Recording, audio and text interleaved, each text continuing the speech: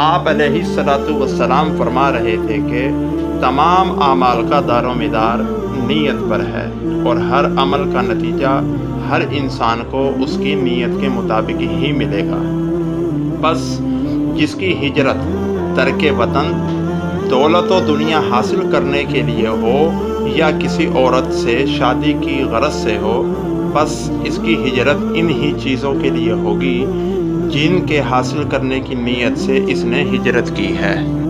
اسماعیل بن ابراہیم نے ابو حیان سے، انہوں نے ابو زرعہ بن عمرو بن جرائر سے، اور انہوں نے حضرت ابو ہریرہ رضی اللہ تعالیٰ عنہ سے روایت کی، کہا رسول اللہ صلی اللہ علیہ وسلم ایک دن لوگوں کے سامنے تشریف فرما تھے۔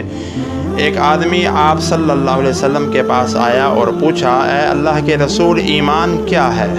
آپ نے فرمایا، تم اللہ تعالیٰ، اس کے فرشتوں، اس کی کتاب، قیامت کے روز، اس سے ملاقات، اس کے سامنے حاضری اور اس کے رسولوں پر ایمان لے آؤ، اور آخری بار زندہ ہو کر اٹھنے پر بھی ایمان لے آؤ۔ اس نے کہا، اے اللہ کے رسول، اسلام کیا ہے؟ آپ صلی اللہ علیہ وسلم نے فرمایا، اسلام یہ ہے کہ اللہ تعالیٰ کی عبادت کرو اور اس کے ساتھ کسی چیز کو شریک نہ ٹھہراؤ، لکھی فرض کی گئی نماز کی پابندی کرو، فرض کی گئی زکوٰۃ ادا کرو، اور رمضان کے روزے رکھو۔ اس نے کہا، اے اللہ کے رسول، احسان کیا ہے؟ آپ صلی اللہ علیہ وسلم نے فرمایا، اللہ تعالیٰ کی عبادت اس طرح کرو گویا تم اسے دیکھ رہے ہو، اور اگر تم اسے نہیں دیکھ رہے ہو تو وہ یقیناً تمہیں دیکھ رہا ہے۔ اس نے کہا، اے اللہ کے رسول، قیامت کب قائم ہوگی؟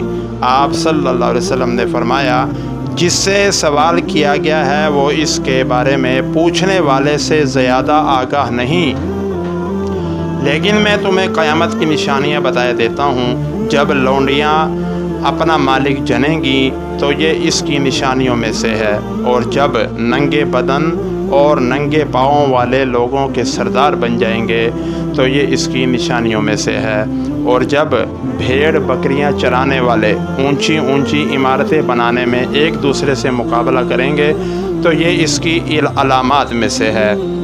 قیامت کے وقت کا علم ان 5 چیزوں میں سے ہے جنہیں اللہ تعالیٰ کے سوا کوئی نہیں جانتا۔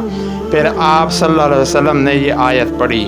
ترجمہ: بے شک اللہ تعالیٰ ہی کے پاس قیامت کا علم ہے، وہی بارش برساتا ہے، اور وہی جانتا ہے کہ ارحام ماؤں کے پیٹوں میں کیا ہے۔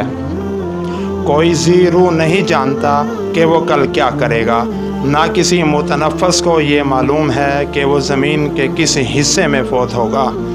بلا شبہ اللہ تعالیٰ علم والا خبردار ہے۔ حضرت ابو ہریرہ رضی اللہ تعالیٰ عنہ نے کہا، پھر وہ آدمی واپس چلا گیا تو رسول اللہ صلی اللہ علیہ وسلم نے فرمایا، اس آدمی کو میرے پاس لاؤ۔ صحابہ کرام رضی اللہ عنہم اجمعین اسے واپس لانے کے لیے بھاگ دوڑ کرنے لگے تو انہیں کچھ نظر نہ آیا۔ رسول اللہ صلی اللہ علیہ وسلم نے فرمایا، یہ جبرائیل علیہ السلام تھے جو لوگوں کو ان کا دین سکھانے آئے تھے۔